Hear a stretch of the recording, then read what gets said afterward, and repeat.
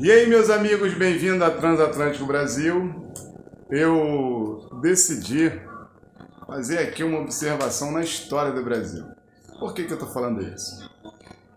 Tivemos alguns presidentes e eu queria que você observasse algumas coisas para que nós ficássemos bem alerta quanto ao nosso presente. Porque se nós conhecermos a nossa história e entendermos que no presente precisamos fazer diferente, certamente o futuro será uma rota de vitória.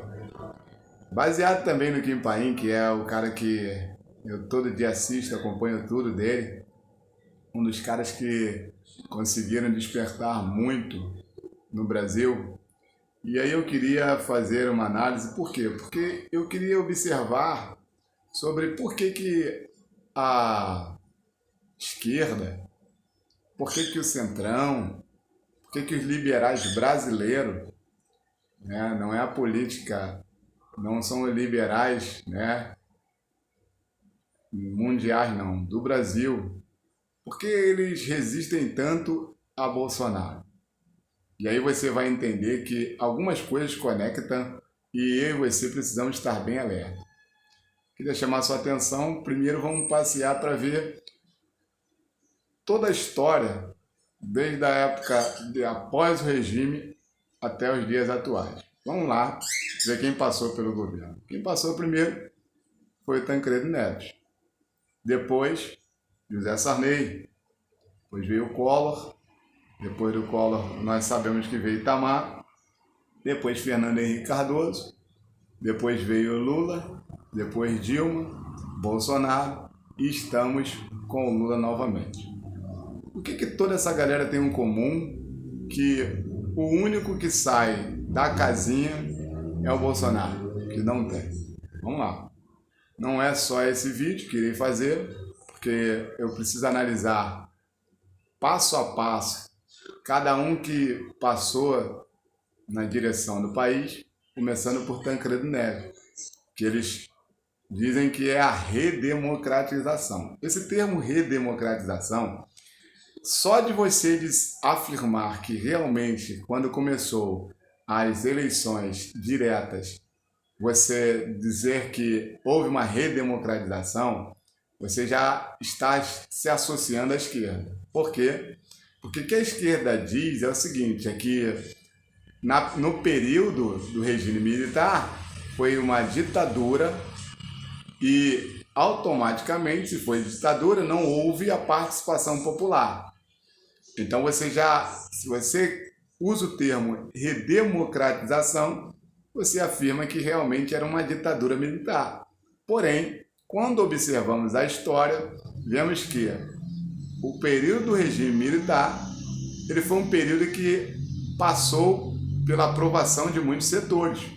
Se você quer conhecer melhor sobre isso, você vai lá no canal do Kim Paim, mas aqui eu vou dar pelo menos uma pincelada. A pincelada é: a eleição era indireta, ou seja, a eleição do regime militar passava pelo Congresso. O Congresso aprovava e assim era feito. Para aquele momento, nós olhando agora para trás, vemos que a injeção militar era dolorosa, mas para o momento era necessário. Porém, havia alguns atores que não passaram direto, botaram os militares como boi de piranha. O que significa isso? Coloca eles como bucha de canhão, eles tomam toda a pancada da história e nós por trás vamos saboreando tudo que sobra da carne do boi. Então o que acontece? Eu e você precisamos entender isso. Por isso muitas pessoas da direita, dita conservador, bolsonarista, ainda continuam com os olhos fechados sobre alguns aspectos. Porque o período de 64 até 85 foi um período que houve-se muita coisa que eles tentaram apagar da história. Porém, ainda tem coisas evidentes. Vamos lá. Primeiro, Tancredo Neves. Como é que o Tancredo foi eleito? Ora, eles primeiro tentaram um voto indireto porque era assim que se elegia, porém não passou pelo Congresso. Olha que tinha Congresso. Então continuou o voto indireto, ou seja, o Congresso elegia seus governantes. Depois de um período, Tancredo foi eleito, né? E ele automaticamente foi eleito como? Porque ele conseguiu, mesmo no voto indireto, ele conseguiu que a área militar, ou seja, ele também cooptou uma parte da área militar para estar ao seu lado, e aí ele conseguiu chegar ao poder. Ou seja, não tomou posse, mas conseguiu a vitória. Estava lutando contra Maluf. Foram 408 votos contra 100 e poucos de Maluf. E aí você começa a entender. Eles começam a fazer, como eles dizem, é uma união nacional. E aí, ao lado do Tancredo, tinha PMDB, que é o partido que você conhece até hoje, e tinha o tal de Arena. O partido Arena era um partido que também havia militares, ou seja, havia ali uma coalizão de forças para tentar derrotar a questão do regime militar? Não, porque na verdade o regime militar era regido por votos indiretos. Então qual era a proposta? A proposta deles era o seguinte: nós precisamos tomar o poder, os militares não estão deixando. Então precisamos fazer uma emenda para que a gente possa também fazer parte dessa fatia, dominar. Porque eles dominavam, mas não tinham amplo domínio. Haja vista que em 64, quando os militares chegaram ao poder, você vai ver muito bem que você vai ver que a Globo apoiou, os grandes nomes da história empresarial, as oligarquias também apoiaram. Quando Tancredo sobe e consegue ser eleito, José Sarney, que toma posse, porque Tancredo morreu, você sabe disso, em 85. E aí você vai ver o que? O Sarney, primeira coisa que ele faz é convocar uma constituinte, ou seja, convocar uma eleição para redigir uma nova Constituição. E aí, o que aconteceu? Ele conseguiu, e você sabe o que aconteceu. Em 88, se juntou o Esquerda, também com o Centrão, PMDB, e alguns militares que hoje nós vemos, porque foi muito difícil no governo Bolsonaro implantar uma liberdade, uma melhoria para o povo, porque teve muitos militares de melancia.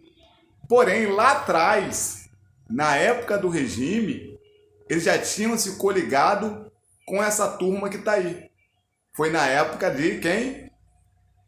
Na época de Tancredo, e Sarney, quando redigiu a Constituição, né, chamou uma eleição para redigir uma nova Constituição, redigiu, e quando redigiram, eles colocaram todos os requisitos que nós vemos aí hoje. O que eu quero dizer com isso? Nota-se que uma das coisas que Tancredo, rodando o Brasil e juntando o povo, falou foi o seguinte: nós temos que fazer uma união democrática. Você já deve ter ouvido esse nome, União Democrática? Puxa. Então, você nota que toda vez que eles dizem União Democrática, significa que eles querem que o sistema automaticamente se junte a ideologias de esquerda. É isso que é União Democrática. Que aí você junta o sistema, o Estado, a esquerda, e todos fazem uma coalizão para dizer o quê? Nós temos preservado a democracia. Não é de hoje. Quando você olhar isso, você já pode ficar com o olho aberto.